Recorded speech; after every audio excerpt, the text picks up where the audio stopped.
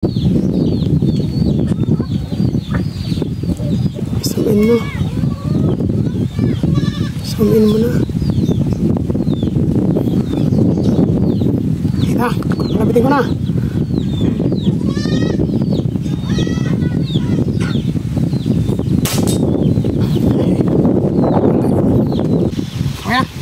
Magandang araw sa inyo lahat. Bali, ito yung scope na binigay sa akin ng Discovery. Ang kanyang tatak ay LSD Night Vision 416x44 SFIR. Ang dahilan kung ba't ito ang nagustuhan kong size, ang spec ng isang scope. Kasi ito yung nasa middle, hindi siya yung nasa mababang paggamit ng scope, katulad ng mga hunter, mga ano lang, yung mga natawag yung mga sa gilid-gilid, yung mga chill shooter lang, yung mga papiring lang. Hindi ito yung scope na kailangan dito. Yung pumuputok sa hunting, iba rin yun. Ito kasi magandang klase ito. Ito yung nasa middle ka. Pwede ka dito sa hunting, pwede ka sa shooting, pwede ka rin dito sa long range, at pwede rin siyang panggabi. Night Vision. Kaya lang may ina-attach dito na bagay na makinang gano'n na scope din siya, pero ano siya, ilaw. Titignan natin ang ganda ng scope na binigay nila. Ngayon ko lang din ito makikita ng personal. Tingnan niyo.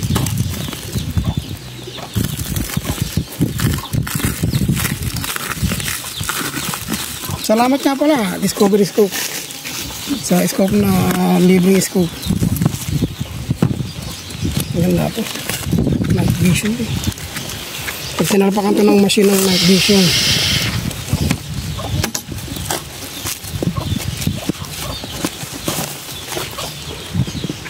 Uy.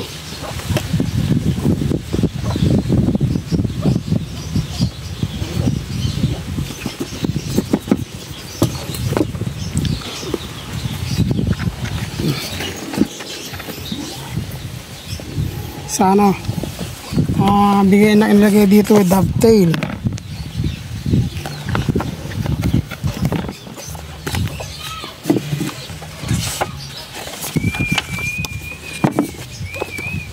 May manual pa, may pamulis pa.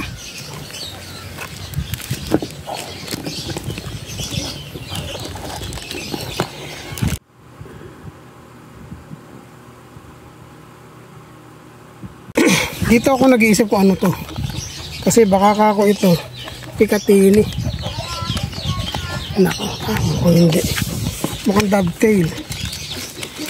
Yes! Dovetail na double screw. Okay yung ano natin. Ang dovetail. 30mm to.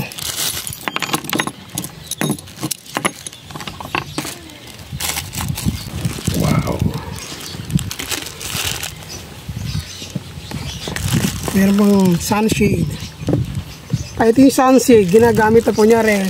Naka-angle ka papunta sa sinag ng araw. Pagka wala kang sunshade, yung reflection ng araw sa tama ng araw, direct sunlight sa ano mo, sa una na sa ano mo tawag dito? Lens. Sa lens. Sa lens na scope. Nagkakaroon siya ng sap na magpapalabo ng tingin sa target. Ibang klase ito. High quality.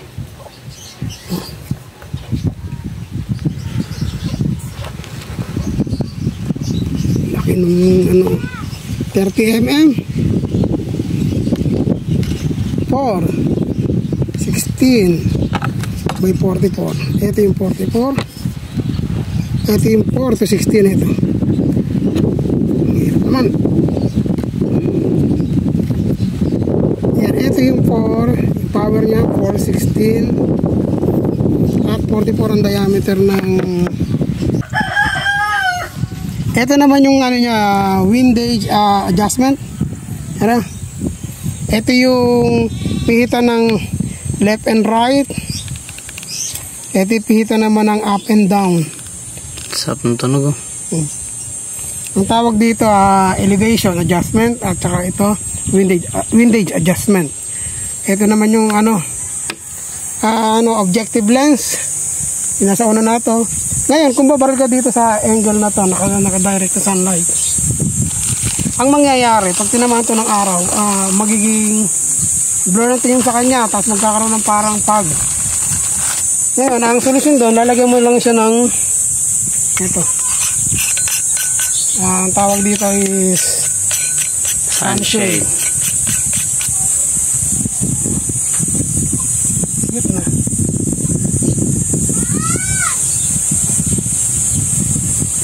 Bigyan mo na maganda sir. Yung introduction. Maganda ang design scope na to kasi yung pinaka-illumination adjustment niya is kasama siya ng parallax adjustment. Magkasama lang. Ito yung parallax adjustment, yung papalinaw ng target. Kunyari, ganito yun eh. Ito, magnification. Kung ang target mo ay papalapitin mo sa magnification mo at biglang lalabo, ito ang mag-a-adjust naman para mapalinaw mo siya. Parallax adjustment. Kung ano ililinaw na to, kunyari nasa 40 meters yung target mo. Pag lumitaw na, hindi mo alam pala, sorry.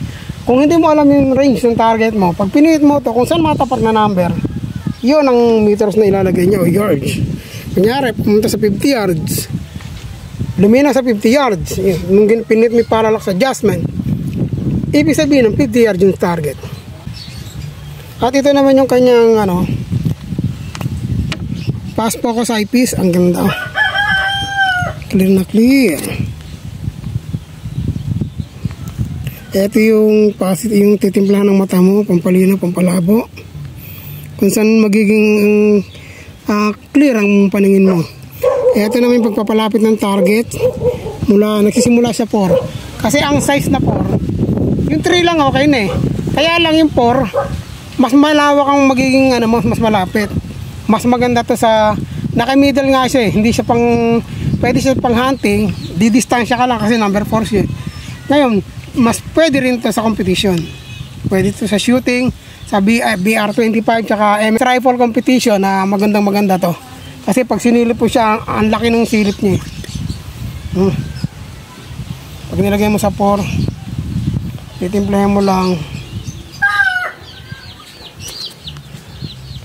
Ganda. Panalo. Lakas ng grado ko. Ito yung normal Ito yung grado ng mata ko. Yan. Ganda Ngayon, tingnan natin kung babagay sa isa sa baril ko.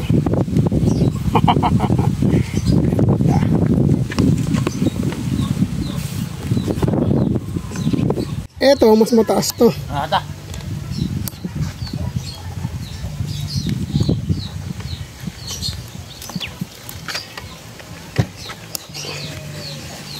Ano ba ito?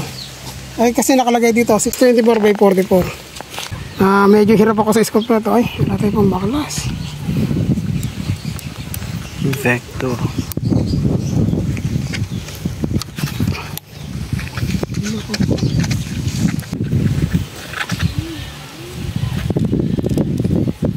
Masyado mataas kasi ito 624x44.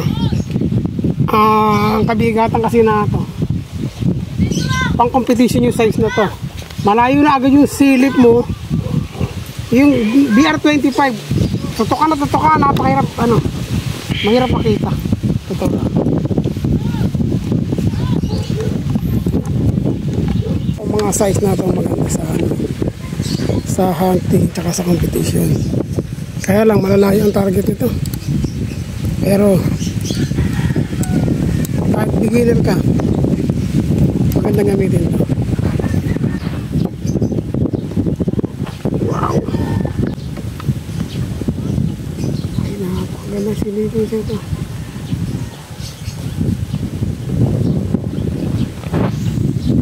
Bagay ba, Seth? Yan ba?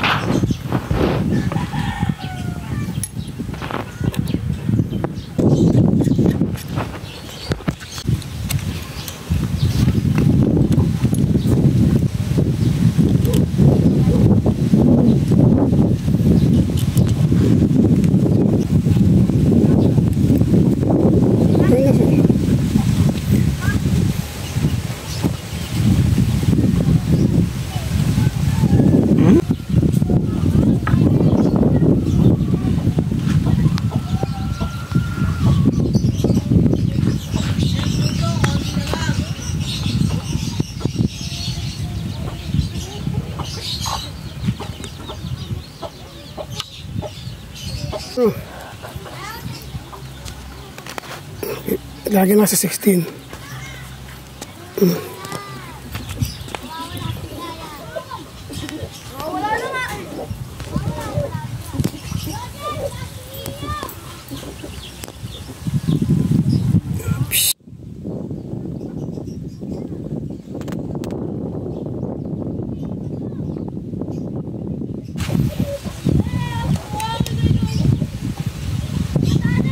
Kami clear out. Ayan, clear mo. Alright, birahin natin yan mamaya. Siro mo tayo.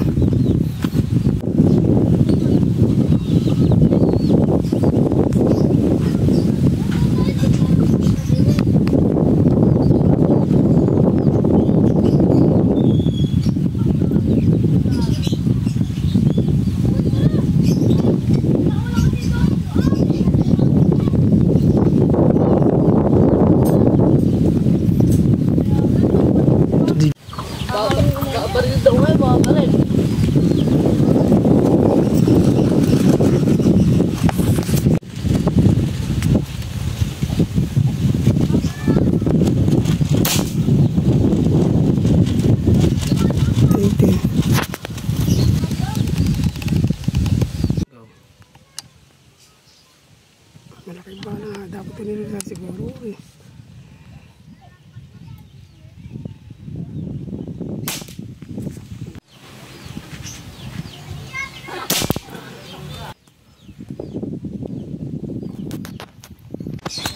Play mo na, nakatakot sa target.